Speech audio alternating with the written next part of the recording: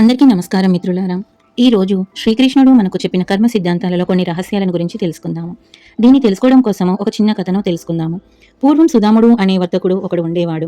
ఆయన పేరులాగానే కూడా ఆయన చాలా మంచివాడు. కానీ సుధాముడికి ఆ సంపద మీద ఎటువంటి గర్వము లేదు. ప్రతిరోజు ఉదయం లేవగానే దైవారాధనను ముగించుకొని తన ఇంటి ముందు ఉన్న పేదవారికి అన్నదానం చేసిన తర్వాత మాత్రమే తాను తినేవాడు. ఏ రోజు అబద్ధం ఆడలేదు, ఎవరికీ ఏ అన్యాయం చేయలేదు. 2 పిల్లలు, అనుకూలమైన భార్య ఉంది.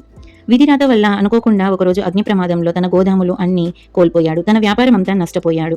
జీవితమంతా సంపాదించిన ధనం పోయింది. భాగస్వాములు కూడా మోసం చేశారు.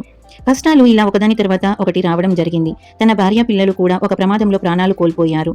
ఇవన్నీ జరిగిన తర్వాత అన్నీ కోల్పోయి తను చాలా బాధపడుతూ మనస్తాపానికి గురి అయ్యి తాను చేసిన దానాల వల్ల కానీ తను లబ్ధి పొందిన వారు కానీ ఎవరూ తనకి సహాయం చేయకపోగా పైపెచ్చు తను ఏ పాపం చేశాడో అందుకే ఈ విధంగా జరిగింది అని చాటుగా మాట్లాడుకోవడం మొదలుపెట్టారు.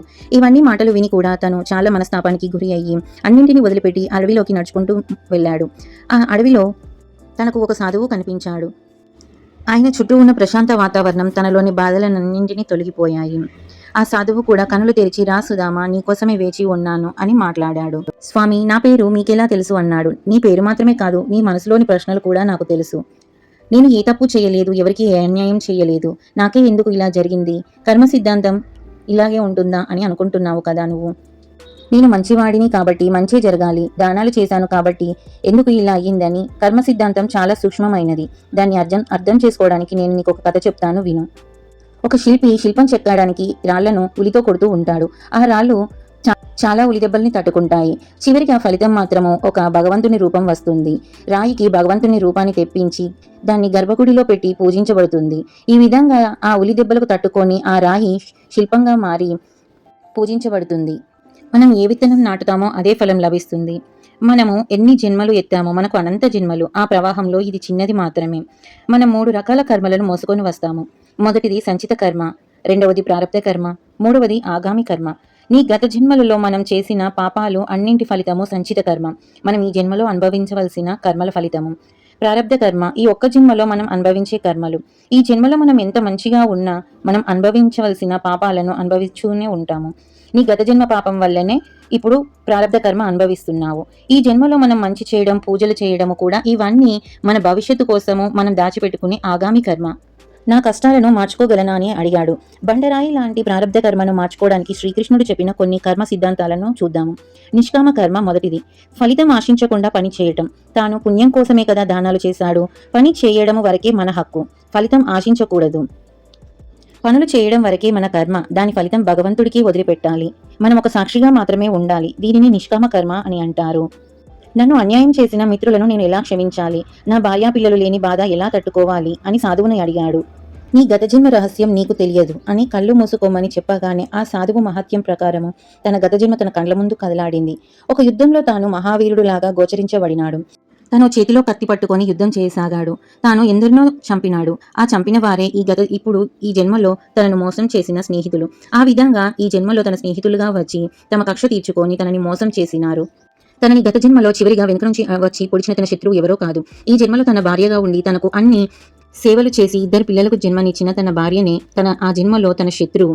చివరిగా తాను చనిపోయే ముందు మీ అందరి మీద నేను కక్ష సాధిస్తాను తప్పకుండా అని భావంతోటి మరణించడం వలన ఈ జన్మలో తన మిత్రులు తమ దగ్గరికి వచ్చి ఆ జన్మలో నీవు చేసినటువంటి ద్రోహానికి ఇప్పుడు శిక్ష విధించినారు. నీ శత్రువు నీకు సేవలు చేసి తన రుణం అలా తీర్చుకున్నది. తన రుణం అయిపోగానే వెళ్ళిపోయినది. అదే రహస్యం గీతలో చెప్పింది.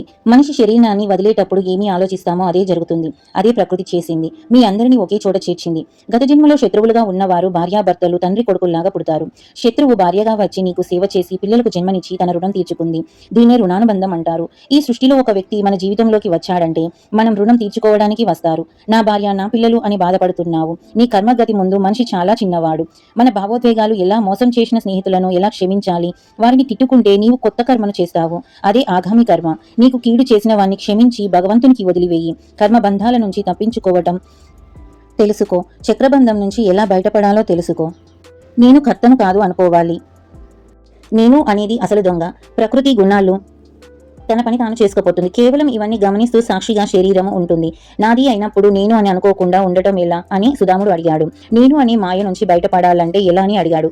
దీపం వెలుగు మంచి పనికి చెడ్డ పనికి సహకరిస్తుంది. అది ఏ పని చేయడం లేదు. నువ్వు ఆత్మగా ఉండి సాక్షిగా చూస్తే కర్మ అంటుకోదు. పుణ్యం కూడా ఒక బంధమే. పాపం పుణ్యం రెండు బంధనాలే. ఆ మంచి వెనుక ఉన్న నేను అనేది కూడా ప్రమాదమే. వేణువు ఉంది, అది బోలుగా ఉంటుంది. మన ఊపిరితోనే సంగీతం వస్తుంది. అలాగే మనం కూడా బోలుగా ఉండి అంతా భగవంతుడు చేయిస్తున్నాడు అనుకోవాలి. నేను చేయడం లేదు అనుకోవాలి. ఇదే శ్రీకృష్ణుడు చెప్పిన సత్యము. మనం కర్మ సాక్షులుగా ఉండాలి. అంతా భగవంతుడే చేయిస్తున్నాడు అని అనుకోవాలి. వైద్యుడు కత్తి పట్టుకుంటాడు, దొంగ కూడా కత్తి పట్టుకుంటాడు. చేతిలో ఉన్న కత్తి ఒకటే ఉంటుంది. కానీ అది మంచి పనికి వాడుతున్నామా చెడు పనికి వాడుతున్నామా అనేదే కర్మ. దాని వెనుక ఉన్న ఉద్దేశం మంచిది అయి ఉండాలి. ఇదే శ్రీకృష్ణుడు చెప్పిన సత్యం. మనం గత జన్మలో చేసిన పాపాలనే ఈ జన్మలో అనుభవిస్తున్నాము. ఇప్పుడు మనల్ని ఎవరైనా మోసం చేసినట్లయినా, తిట్టుకుంటున్నా, మనల్ని ఇబ్బంది పెట్టినా కూడా మనం ఎలా ప్రవర్తిస్తామనేది మనకు రాబోయే ఆగామి కర్మ. దానిని మనము భగవంతునికి వదిలివేయడం వల్ల మనం కొత్త కర్మ చేయకుండా ఉంటామన్నమాట. దీన్నే శ్రీకృష్ణ పరమాత్ముడు చెప్పాడు గీతలో. మొదటగా నిష్కామ కర్మ, రెండవది భావన, మూడవది ఉద్దేశము. ఈ విధంగా సుధామునికి సాధువు కర్మరహస్యాలను చెప్పాడు. తన మనసులోని బాధలన్నీ తొలగిపోయినాయి. కర్మల పట్ల తను ఎలా వ్యవహరించాలో నేర్చుకున్నాడు. తన జీవితం కొత్తగా ప్రారంభించాడు. ఈ కథను ఇప్పటి వరకు విన్నందుకు ధన్యవాదాలు. ఇలాంటి మరిన్ని వీడియోల కోసం ఛానల్ సబ్స్క్రైబ్ చేసుకోండి.